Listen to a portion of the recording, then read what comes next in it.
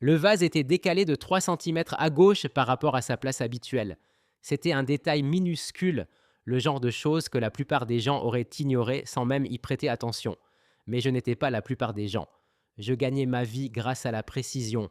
Joint affleurant parfait, surface parfaitement de niveau, tension exacte pour qu'une lourde étagère en chêne ne s'arrache pas du placo. Je connaissais le rythme de ce couloir, le grincement particulier de la troisième lame de parquet, et je savais que Delphine Lange posait toujours ce vase en céramique pile au centre de la console d'entrée. Chaque matin à 7 heures, elle renouvelait l'eau et les tiges, souvent des fleurs sauvages ou quelque chose de vivement orangé qui sentait la pluie et la terre, et le recentrait impeccablement sous le miroir. Aujourd'hui, il était décalé et l'eau était trouble. J'ai posé ma caisse à outils, lourde dans ma main droite, la poignée familière et usée par ma paume. Le silence dans l'immeuble était différent aussi. D'habitude, vers 8 heures, j'entendais le faible ronronnement de jazz qui filtrait sous la porte de son appartement, le 3B, juste en face du mien. Aujourd'hui, rien. Juste l'humidité froide d'un matin lyonnais qui s'infiltrait à travers les vieilles briques et cette sensation pesante au creux de l'estomac. Quelque chose d'essentiel avait bougé. J'ai déplacé le poids de la caisse. Ce n'était pas mes affaires. J'étais le type qui réparait la pourriture des cadres de fenêtres et reconstruisait les escaliers quand le propriétaire, Xavier Moreau, était trop radin pour appeler un véritable artisan. J'étais le voisin qui saluait dans le couloir. Je n'étais pas le type qui frappait aux portes parce qu'un vase était de travers. Et puis j'ai entendu le choc. Ce n'était pas du verre qui se brisait. C'était plus lourd. Le bruit sourd et écœurant d'un bois qui lâche, suivi immédiatement d'un cri aigu qui a tranché le silence épais. Je n'ai pas réfléchi. J'ai lâché la caisse. Le métal a claqué sur le parquet et j'ai franchi les 3 pas jusqu'à sa porte. Je n'ai pas frappé. J'ai essayé la poignée verrouillée, puis j'ai cogné du plat de la main sur le bois. Delphine! Ma voix était plus rauque que je ne l'aurais voulu, rappant contre le silence. Ça va! Sa voix est revenue trop vite, aiguë, essoufflée. Tout va bien, Théo. N'entre pas. J'ai entendu un bruit. Je me suis rapproché de la porte, à l'écoute d'un gémissement de douleur, d'une respiration hachée qui trahit une blessure. Ça ressemblait à du bois porteur qui cède. C'était une étagère. Une pause. Une très lourde étagère. Ouvre la porte, Delphine. Je ne peux pas. Pourquoi? Parce que si j'ouvre la porte, tu vas voir que je suis en train de retenir un meuble mural avec mon dos. Et si je bouge, environ 400 € de vases importés vont se fracasser. J'ai expiré d'un coup, un petit souffle qui aurait pu être un rire dans une autre situation. J'ai plongé la main dans ma poche et sorti mon passe-partout. Moreau me l'avait donné 3 ans plus tôt quand j'avais refait la terrasse arrière, surtout pour ne pas avoir à l'appeler à chaque petite urgence. J'entre, ai-je dit en glissant la clé dans la serrure. Ne bouge pas. J'ai poussé la porte. L'appartement sentait la lavande et la panique. Pendant une demi-seconde, la scène apparut presque normale. Delphine se tenait près de la console d'entrée, sous le miroir, en train d'arranger un bouquet de tiges orangées dans un bocal en verre transparent. 2 livres empilés et une petite citrouille blanche étaient posés à côté. Débardeur blanc, col rond, jupe noire, cheveux lâchés sur une épaule. Elle a levé les yeux vers moi avec ce sourire rapide et taquin qu'elle utilisait quand elle voulait faire semblant que tout était sous contrôle. Tu sais, la plupart des gens frappent, a-t-elle dit, les doigts toujours occupés avec les tiges. J'ai entendu un bruit, ai-je répondu. Et tu as dit n'entre pas. Son sourire a vacillé. Derrière elle, la grande bibliothèque en chêne du salon a bougé, le bois a gémi, les chevilles s'arrachant du plâtre. Tout l'ensemble a basculé vers l'avant comme un accident au ralenti. Delphine a juré à voix basse et s'est jetée en arrière, talons plantés dans le tapis, bras calés contre les montants verticaux. Le débardeur s'est tendu sur ses épaules tandis qu'elle encaissait le poids. Son visage était devenu rose foncé, affolé. Bah ah putain, ai-je murmuré en entrant complètement et en refermant la porte d'un coup de pied. Ne me regarde pas, a-t-elle haleté, les triceps tremblants. Il y a une cale, un livre, n'importe quoi? Je n'ai pas cherché de livre. J'ai traversé la pièce en 2 enjambées, baissé mon centre de gravité et posé les mains sur les montants, juste au-dessus de sa tête. J'ai pris le poids. C'était lourd, chêne massif, probablement surchargé avec la céramique qu'elle vendait dans sa boutique au rez-de-chaussée. À 3, ai-je dit, voix basse et stable. Tu te dégages, je le repousse. Il va tomber, a-t-elle protesté, la sueur perlant sur sa tempe. Il ne tombera pas. je le tiens. Elle m'a regardé alors. Ses yeux étaient grands ouverts, couleur café torréfié, d'habitude pétillants d'une blague que je ne saisissais jamais tout à fait, mais là noyée de fatigue. Elle a scruté mon visage, cherchant une raison de me faire confiance. Je ne lui ai pas offert de sourire.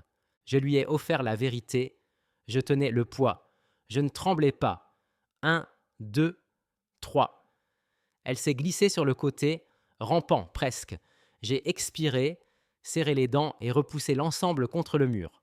Le bois a gémi, les chevilles métalliques ont crissé en raclant le placo, mais je l'ai maintenu d'aplomb le temps d'évaluer les dégâts. « Passe-moi mon niveau !» ai-je dit sans me retourner. « Il est dans le haut de la caisse, dans le couloir. » Elle a hésité, puis a couru pieds nus dans le couloir. Elle est revenue une seconde plus tard avec le niveau jaune. Je l'ai pris, vérifié la verticale, et j'ai vu exactement ce qui s'était passé. Les chevilles étaient en plastique bas de gamme, du travail de Moreau. « Il faut l'ancrer dans les montants, ai-je dit, une main toujours sur l'étagère. Ça prendra 10 minutes. Tu peux vider les 2 étagères du bas ?» Elle n'a pas discuté. Elle s'est mise au travail rapidement, les gestes efficaces, sortant poterie et livre du bois. J'ai regardé ses mains. Pas d'alliance, ongles courts et nets, une petite trace de ruban floral vert sur le pouce. Depuis 1 an, j'observais ses mains arranger des fleurs dans la vitrine de la boutique. Je savais à quel point elles pouvaient être minutieuses. Une fois le poids allégé, j'ai légèrement basculé l'ensemble vers l'avant, localisé les montants au creux de mes phalanges, des chocs sourds à travers le plâtre, et j'ai vissé 4 vis de 7,5 cm à travers le fond, fixant le meuble à la structure de l'immeuble. Maintenant, il ne bougerait plus. Je me suis redressé, époussetant la sailhure de mon t-shirt gris, et je l'ai enfin regardée. Elle se tenait près de la fenêtre, bras croisés très fort sur la poitrine, comme pour se retenir elle-même. L'adrénaline retombait. Ses épaules se sont affaissées, elle s'est appuyée contre l'encadrement comme si sa colonne avait disparu. « Merci », a-t-elle murmuré. Je pensais pouvoir le réparer moi-même.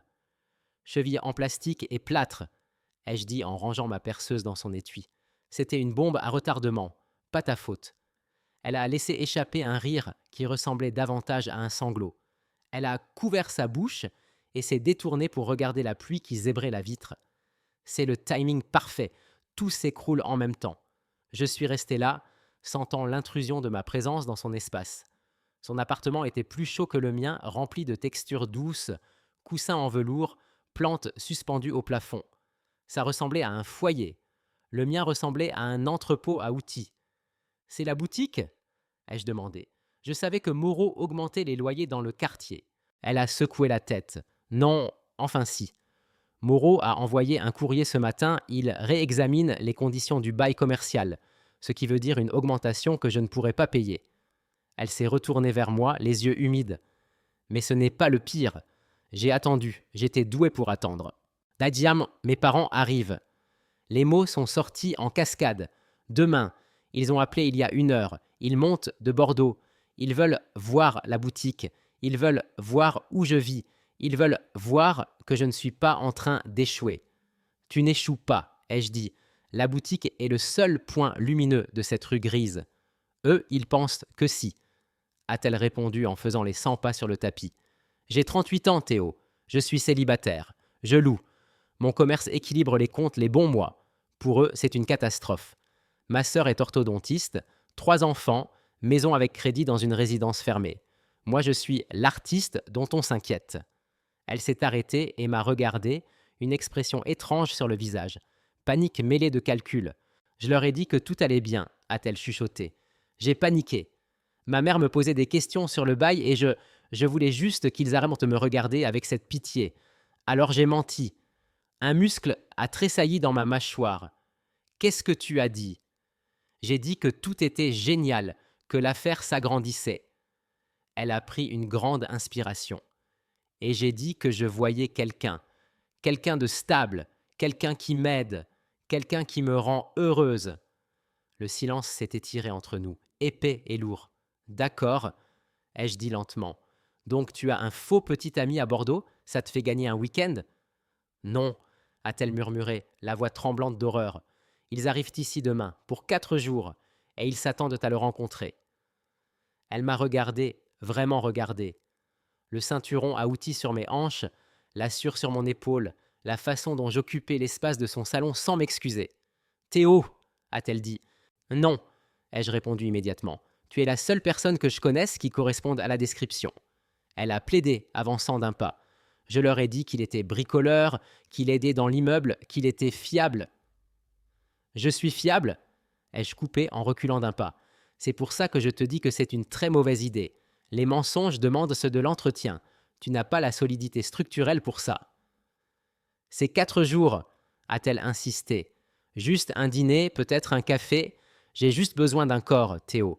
Quelqu'un qui se tienne à côté de moi et qui n'ait pas l'air d'être sorti de prison hier. Tu as une belle mâchoire. Tu as un métier. Tu es parfait. Parfait. Le mot m'a frappé quelque part bas dans la poitrine. Elle ne le pensait pas comme ça. Elle voulait dire que j'étais un accessoire pratique, une clé à molette qu'on attrape pour réparer une fuite. Je ne suis pas acteur, ai-je dit, et je ne suis pas ton petit ami. Je te paierai, a-t-elle proposé. Je peux t'offrir des fleurs.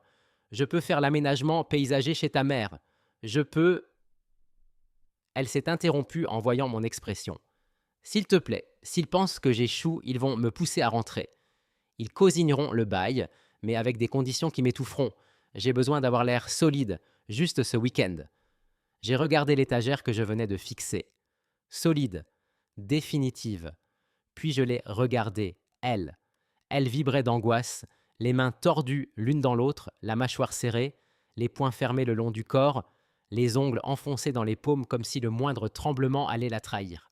Je comprenais le besoin de présenter une surface finie au monde pour cacher les assemblages bancals en dessous. J'ai soupiré, passant une main sur ma nuque. J'ai des règles, ai-je dit. Elle a cligné des yeux. Quoi ? Si je le fais, ai-je repris, on le fait bien. Pas de mensonge bancal qui s'effondre à la première inspection. On met les détails au clair. On établit une chronologie. Ses épaules sont tombées de 3 centimètres. Tu vas le faire. Je ne le fais pas pour des fleurs, ai-je dit. Moreau essaie de t'arnaquer sur le bail commercial. Si je suis ton petit ami, j'ai le droit de voir les papiers. J'ai le droit de t'aider à te battre contre lui. Elle m'a fixé. Tu veux lire des contrats de bail ? Je veux que tu restes dans l'immeuble, ai-je répondu, la voix neutre. Tu es la seule locataire qui paie à temps. Si tu pars, il transforme cet endroit en appartement de luxe. C'était une vérité partielle. La vérité entière, c'était que j'aimais le jazz du matin. J'aimais le vase de travers. J'aimais qu'elle soit la seule chose chaotique et colorée dans ma vie en nuances de gris. D'accord, a-t-elle soufflé. D'accord, marché conclu. Une question, ai-je dit. Quoi ? Tu leur as dit que tu sortais avec quelqu'un. Tu leur as donné un nom ? Elle a rougi, la couleur montant le long de son cou. J'ai peut-être paniqué, Théo. J'ai peut-être dit Théo. Je l'ai fixé. Tu as donné à ton faux petit ami le nom de ton voisin. C'est le premier prénom qui m'est venu à l'esprit, s'est-elle défendue. Je regardais ta camionnette par la fenêtre. Génial, ai-je dit en me dirigeant vers la porte. Donc je n'ai même pas besoin d'apprendre une histoire inventée. Je dois juste être moi-même. Mais charmant. Elle a grimacé. Peut-être un peu plus charmant, mon père est old school. Je me suis arrêté, la main sur la poignée. Je me suis retourné vers elle. Je sais faire old school. Je suis parti avant de pouvoir promettre quoi que ce soit d'autre. Le lendemain après-midi, le calendrier s'est accéléré. J'étais dans l'atelier du sous-sol, mon sanctuaire, en train de poncer le pied d'une table basse en noyer que je fabriquais sur commande. L'air sentait la sueur et la cire d'abeille. C'était calme, prévisible. Mon téléphone a vibré sur l'établi. Un message de Delphine. Ils sont arrivés en avance. SOS. J'ai regardé la sueur qui recouvrait mes bras. J'ai regardé l'heure. 14h15. J'avais prévu de me doucher à 16h. J'ai attrapé un chiffon, essuyé mes mains et monté les escaliers jusqu'au rez-de-chaussée. Je les ai entendus avant de les voir. C'est charmant, dans un style rustique, disait une voix de femme. Mais cette tache d'humidité au plafond, c'est de la moisissure ? Ce n'est pas de la moisissure. Maman, c'est juste une décoloration du vieux plâtre. Théo l'a vérifié. Théo, une voix masculine grave, sceptique. L'homme a tout faire. Je suis sorti de la cage d'escalier dans la boutique. Delphine se tenait derrière le comptoir, l'air de quelqu'un face à un peloton d'exécution. Ses parents étaient plantés au milieu d'un présentoir d'hortensia. Sa mère était petite, regard perçant, vêtue de lin beige qui coûtait probablement plus cher que ma camionnette. Son père était un mûr d'homme, épaules larges, cheveux gris, clairsemés, polo rentré dans un pantalon chino. Il avait l'allure d'un homme qui possède un bateau et des opinions bien arrêtées sur le droit fiscal. Je n'ai pas hésité. Je me suis dirigé droit vers le comptoir, j'ai ignoré les parents pendant exactement 2 secondes et j'ai regardé Delphine. « Salut !» ai-je dit doucement. J'ai vérifié l'hygrométrie dans la réserve arrière. Tout est stable, pas de fuite. Delphine m'a regardé comme si j'étais une bouée de sauvetage. « Oh, parfait, merci. » Je me suis tourné lentement vers les parents. J'ai essuyé ma main sur mon jean, geste délibéré pour montrer que je travaillais de mes mains, et je l'ai tendu au père.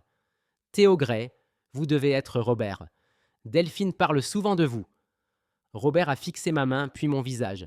Sa poigne était comme un étau. J'ai serré en retour juste assez pour montrer que je n'étais pas intimidé, mais pas assez pour le défier. « Théo, a-t-il dit, le petit ami. »« C'est ça, ai-je répondu.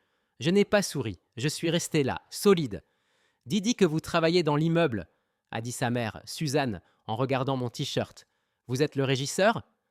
Je possède une entreprise de meubles, sur mesure, ai-je corrigé gentiment. J'entretiens l'immeuble en échange de l'espace atelier au sous-sol. Ça permet de limiter les frais fixes. Les sourcils de Robert se sont légèrement haussés. Meubles haut de gamme sur mesure, ai-je précisé. Noyer, cerisier, chêne blanc, assemblage traditionnel, pas de vis sauf absolue nécessité. J'ai vu une lueur d'intérêt dans ses yeux. La compétence reconnaît la compétence. Bon, a dit Suzanne en claquant des mains. Nous allions justement dîner. Delphine a réservé dans cette brasserie de fruits de mer sur les quais. Vous venez avec nous, bien sûr. Delphine a eu l'air paniqué. Maman, il est probablement sale. Il a travaillé... Avec plaisir, ai-je dit. J'ai regardé Delphine. Donne-moi 20 minutes pour me rafraîchir. Je me suis penché et pour la première fois, je l'ai touchée. J'ai essuyé du bout du pouce une trace de pollen sur sa joue. Sa peau était chaude, douce. Elle s'est figée, le souffle coupé. Je vous rejoins en bas, lui ai-je dit. Je suis parti, sentant 3 paires d'yeux dans mon dos. Le dîner a été un interrogatoire. Nous étions à une table donnant sur le Rhône gris, la pluie fouettant les vitres. Robert a commandé une bouteille de vin sans demander l'avis de personne. Suzanne m'a questionné sur ma famille, mes études, mon plan à 5 ans. J'ai répondu honnêtement. Pas de diplôme. J'ai appris la menuiserie avec mon grand-père. J'avais assez d'économies pour acheter une maison, mais je préférais la ville. Et depuis combien de temps êtes-vous ensemble ? A demandé Suzanne en piquant une Saint-Jacques. Delphine a ouvert la bouche, mais je l'ai devancée. 6 mois ? Ai-je menti sans hésiter. Officiellement. Mais nous sommes voisins depuis 2 ans. 6 mois, a répété Robert, songeur. C'est long. Pourquoi n'avons-nous jamais entendu parler de vous ? Je suis discret. Et Delphine voulait être sûre que c'était sérieux avant de me présenter. Elle respecte votre avis. Elle ne voulait pas ramener quelqu'un qui ne passerait pas l'inspection. Delphine s'est étranglée avec son eau. Sous la table, j'ai posé ma main sur son genou. Elle a sursauté, puis s'est lentement détendue contre ma paume. Sa jambe était chaude. Ça avait quelque chose de solide, d'ancré. « Et c'est sérieux ?» a demandé Robert. J'ai tourné la tête vers Delphine. Elle me regardait, les yeux grands ouverts, vulnérable. La lumière des bougies faisait briller légèrement sa tempe. Ses doigts serraient si fort le pied de son verre que ses phalanges étaient blanches. « Oui, ai-je dit, ça l'est. » Le mensonge avait un goût étrange. Il ne goûtait pas comme un mensonge. « Eh bien, » a dit Robert en se renversant contre le dossier, « on verra. Les actes parlent plus fort que les mots, Théo. Vous avez l'air d'un jeune homme capable. Mais Delphine, elle a tendance à ramasser les chats perdus. »« Papa, » a averti Delphine. « Je dis juste qu'elle a un grand cœur. Parfois, elle ne regarde pas la rentabilité. »« Moi, je regarde la rentabilité, » ai-je répondu, la voix un peu plus dure. Delphine dirige son affaire avec rigueur. Le marché est dur, mais son produit est supérieur. Il lui faut juste un peu de levier sur le bail. « Ah, le bail, » a dit Robert. « On a vu l'avis sur le comptoir. Moreau la presse. On lui a dit qu'elle devrait revenir à Bordeaux. On a une maison d'amis. Elle pourrait installer un atelier là-bas. Pas de loyer. » J'ai senti Delphine se raidir à côté de moi. C'était la menace, le filet de sécurité qui était en réalité un piège. « Elle ne déménage pas à Bordeaux, » ai-je dit. Robert a froncé les sourcils. « Ce n'est pas vraiment à vous de décider, n'est-ce pas ? Non, ai-je admis. C'est à elle, mais elle a construit quelque chose ici. On n'abandonne pas des fondations solides juste parce que le temps se gâte. On les protège contre les intempéries. Je me suis tourné vers Delphine. Parle-leur du contrat avec l'hôtel que tu es en train de négocier. Elle a cligné des yeux. L'hôtel, le boutique hôtel en centre-ville, ai-je insisté. Tu disais que tu rédigeais la proposition. Elle ne m'en avait jamais parlé. J'avais vu les notes sur son clipboard quand j'avais réparé l'étagère. Oui, a dit Delphine en se redressant. Le grand hôtel. Ils veulent des carmes, des compositions hebdomadaires pour le hall. Ça couvrirait l'augmentation de loyer. Si elle l'obtient, a dit Robert. Elle l'obtiendra, ai-je corrigé. Le dîner s'est terminé sur une trêve, mais en sortant vers la voiture, Robert m'a pris à part pendant que Delphine aidait sa mère avec son manteau. Vous avez l'air correct, a-t-il dit. Mais elle a 38 ans, elle n'a plus le temps de jouer à la dinette. Si vous n'êtes pas là pour le long terme, rendez-lui service. Laissez-la partir. Laissez-la rentrer à la maison, là où elle est en sécurité. Elle est en sécurité, ai-je répondu, avec un menuisier. Il a regardé mes mains. Vous pouvez prendre soin d'elle quand les choses se cassent. Je répare les choses pour vivre, Robert. Je ne les casse pas. Les 3 jours suivants ont été un tourbillon de proximité forcée. Nous avons établi une routine. Je passais pour le café à 7h30, avant que ses parents ne se réveillent à leur hôtel. Nous passions en revue l'histoire du jour. Ah, bon, ma couleur préférée, c'est le vert, a-t-elle murmuré le mardi matin en me tendant une tasse. Je suis allergique à la pénicilline et je déteste le jazz. Je le mets juste parce que je trouve que ça fait sophistiqué. J'ai arrêté la tasse à mi-chemin de ma bouche. Tu détestes le jazz ? Je le supporte à peine. C'est de la musique anxieuse. J'ai failli dire peu importe. J'ai pris une gorgée. J'écoute des livres audio. Histoire, biographie, intello. Elle a souri, un vrai sourire qui plissait le coin de ses yeux. Snob, ai-je répliqué.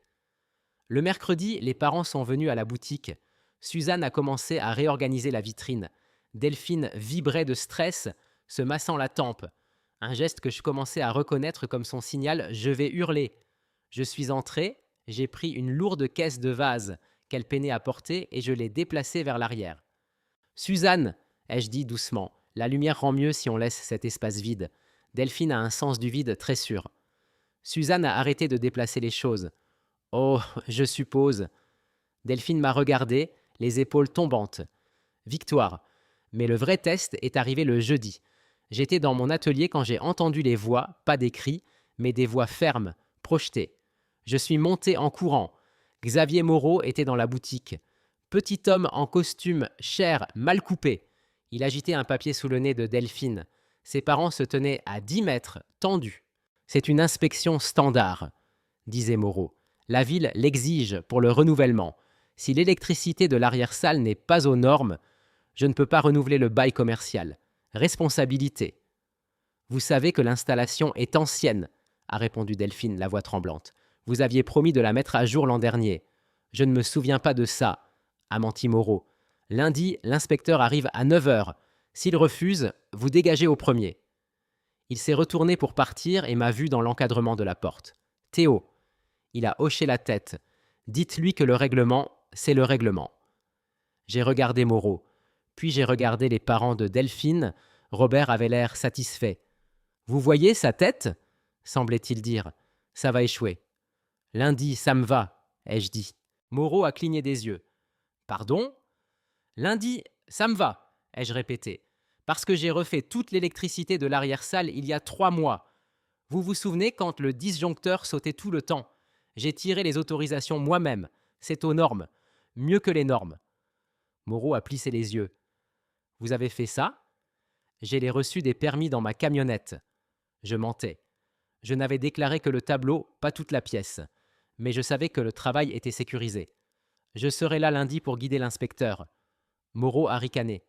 Très bien, 9h. Il est sorti en trombe. La boutique était silencieuse. Vous avez refait l'électricité de l'arrière-salle ? A demandé Robert. Je tiens mes promesses, ai-je répondu en regardant Delphine. Elle m'a regardé avec quelque chose qui n'était pas du soulagement. C'était de l'émerveillement.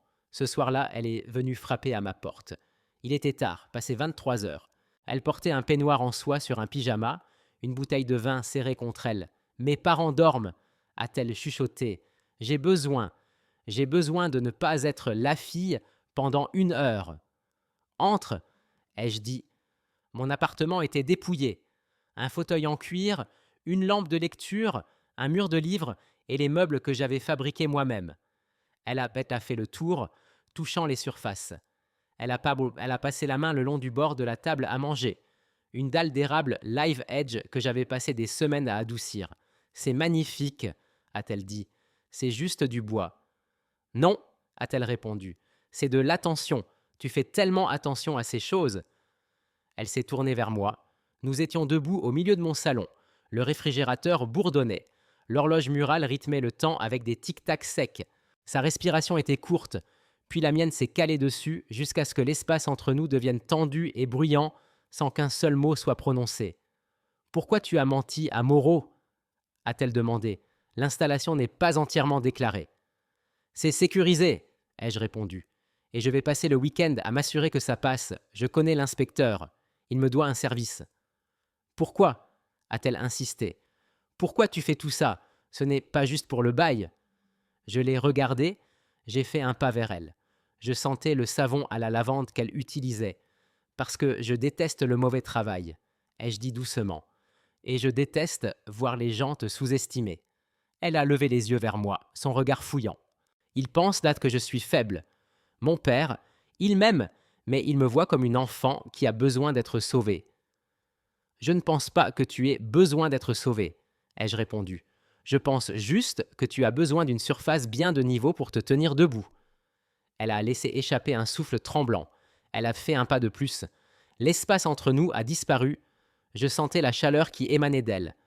Tu es un très bon acteur, a-t-elle murmuré. Quand tu me touches, ça a l'air vrai. J'ai enfoncé mes mains dans mes poches. J'ai serré les poings pour m'empêcher de tendre les bras vers elle. Delphine, ai-je dit, la voix rauque. Ne quoi? Ne me demande pas de faire semblant en ce moment parce que je suis fatigué de faire semblant. Ses yeux se sont agrandis. Ça veut dire quoi? Ça veut dire, ai-je repris, que je ne regarde pas l'espacement de tes vases depuis 1 an parce que je m'intéresse à la décoration intérieure. Elle s'est figée. Ah oui. Ah. Elle a tendu la main et a sorti la mienne de ma poche. Ses doigts étaient frais, les miens rugueux et calleux. Elle a suivi du bout du doigt la cicatrice sur mon pouce. « J'ai 10 ans de plus que toi, a-t-elle dit. Je suis un désastre. Mon commerce bat de l'aile. Mes parents sont à l'hôtel au bout de la rue et planifient ma retraite. Je m'en fous des chiffres, ai-je répondu. Et ton commerce ne bat pas de l'aile. Il galère. C'est différent. Théo, a-t-elle soufflé. Elle s'est penchée. Je n'ai pas bougé. Je l'ai laissé combler le dernier centimètre. Quand ses lèvres ont touché les miennes, ce n'était pas hésitant. C'était désespéré, avec un goût de vin et de soulagement.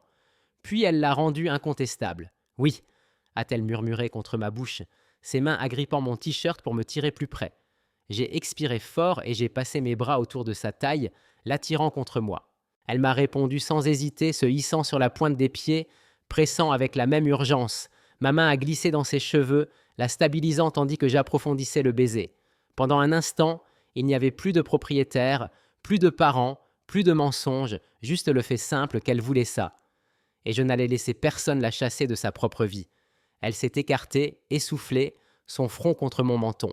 « C'était une partie du jeu » a-t-elle demandé. « Non, ai-je répondu. C'était la seule chose réelle de toute la semaine. Le week-end a été un délire fiévreux. J'ai passé 48 heures dans les combles et l'arrière-salle de la boutique. J'ai posé de nouveaux gaines, j'ai changé les prises, j'ai installé des disjoncteurs différentiels. Je n'ai presque pas dormi. Delphine m'apportait du café. Elle m'apportait des sandwichs. Elle s'asseyait sur une caisse et me regardait travailler, parlant de son enfance, expliquant pourquoi elle aimait les fleurs, parce qu'elles étaient éphémères, parce qu'elles exigeaient qu'on les apprécie tout de suite. On n'a pas couché ensemble. On s'est embrassés dans des moments volés dans l'arrière-salle sombre, lourd et plein de promesses. Mais on n'a pas franchi la dernière ligne. Il y avait une deadline qui pesait. Le lundi matin est arrivé comme une date d'exécution. L'inspecteur, un type nommé Miller avec qui j'avais travaillé sur un chantier à la Croix-Rousse, s'est présenté à 9 heures précises. Moreau était avec lui, l'air suffisant. Les parents de Delphine étaient là aussi, près de la porte, bagages prêts. Ils partirent après le verdict. « Bien » a dit Miller en cliquant sur son stylo. Montrez-moi. J'ai guidé Miller dans l'arrière-salle. Je lui ai montré le tableau. Je lui ai montré les gaines. Travail propre, a marmonné Miller. Surdimensionné même. J'aime le surdimensionné, ai-je répondu. Moreau fronçait les sourcils. Vérifiez les prises près de l'évier. Elles étaient non mises à la terre la dernière fois. Miller a vérifié. Différentiel, voyant vert. Il a vérifié le plafond. Il a vérifié les calculs de charge. Enfin, il a refermé son clipboard d'un coup sec. Validé, a-t-il dit à Moreau. En fait, c'est la pièce la plus sûre de l'immeuble. Vous devriez faire le reste par gré. Moreau avait l'air d'avoir avalé un citron. Très bien, renouvellement du bail. Je le fais rédiger pour midi, a-t-il craché. Mais le loyer augmente de 5%. 3%, ai-je dit, où je signale les travaux non déclarés de la terrasse au 4e étage à Miller tout de suite. Moreau est devenu violet. Miller a haussé un sourcil en retenant un sourire. 3%, a grondé Moreau. Signé aujourd'hui. Il est sorti en trombe. Miller m'a salué d'un geste de chapeau et l'a suivi. Silence dans la boutique. Puis Delphine a poussé un cri de joie et s'est jetée à mon cou. Je l'ai attrapée, je l'ai fait tourner une fois avant de la reposer. On l'a fait, a-t-elle ri. On l'a vraiment fait. C'est toi qui l'as fait, ai-je dit. Je me suis tourné vers ses parents. Robert me regardait avec une expression étrange. Du respect, peut-être. Eh bien, a dit Robert en se raclant la gorge, je suppose qu'il faut féliciter. Tu peux rester. Oui, a dit Delphine rayonnante, je reste. Et toi, a repris Robert en s'adressant à moi, vous êtes étonnamment compétent, Théo. Merci, monsieur. Mais Suzanne est intervenue. Vous allez vraiment rester dans cette relation maintenant que la crise est passée? Delphine s'est figée. Elle m'a regardé. C'était le moment. En fait, a dit Delphine d'une voix claire, j'ai quelque chose à vous dire. Mon estomac s'est serré. Elle allait tout avouer. Elle allait mettre fin au faux couple. On ne sortait pas ensemble, a dit Delphine. Suzanne a hoqueté. Quoi? On ne sortait pas ensemble, a corrigé Delphine. J'ai menti. J'ai menti parce que je ne voulais pas que vous pensiez que j'échouais. J'ai choisi Théo parce que c'était la première personne que j'ai vue. Delphine, a tonné son père. Mais elle a continué, s'approchant de moi. Elle ne les regardait plus. Elle me regardait, moi. Pendant ces 4 derniers jours, en le voyant travailler, en le voyant me défendre, elle a tendu la main et pris la mienne. Sa poigne était ferme. J'ai compris que j'étais idiote de ne pas sortir avec lui pour de vrai depuis 1 an.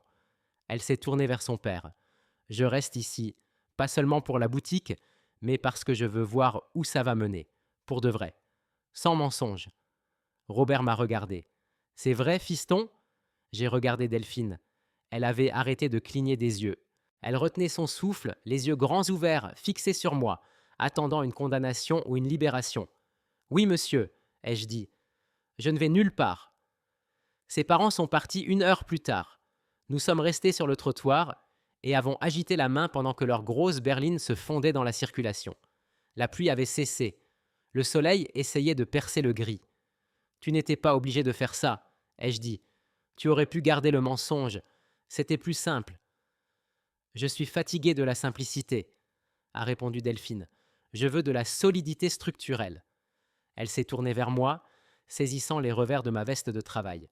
Alors, a-t-elle dit, est-ce que je suis là quelqu'un? J'ai souri, un vrai sourire.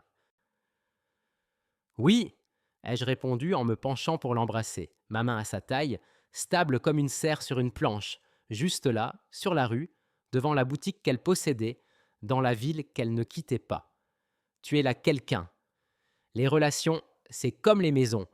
Si les fondations reposent sur des mensonges, les murs finissent par se fissurer. Le vrai amour, ce n'est pas présenter une façade parfaite au monde.